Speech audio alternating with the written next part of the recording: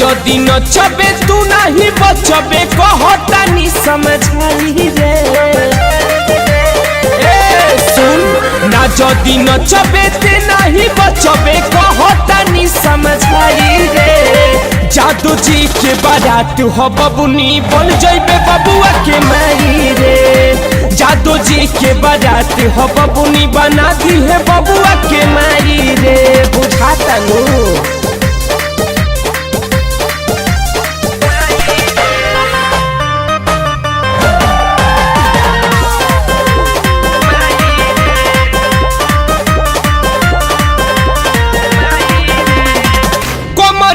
चकावे ऐसन की हिलो समियाना महफिल जमाई दे तू देखाई के खजाना।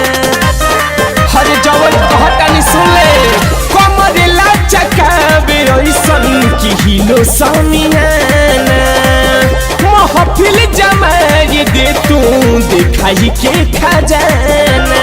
कोई बवाल न तो हो जाई मार तोरा भागे के पड़ी लुकाई रे। जादू जी के बारात हो गोरखी बना दी है बबुआ के माई रे। जादू जी के बारात हो बबुनी बन जाइबे बबुआ के माई रे। जादू जी के बारात हो बबुनी बना दी है बबुआ के माई रे।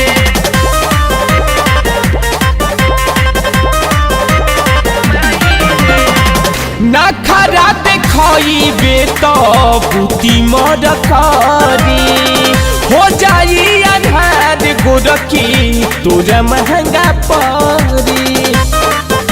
हर बात के बुझतनी ना खरा देखइबे तो बुद्धि मर करी हो जाई अन्हार गोरखी तोरा महंगा पड़ी।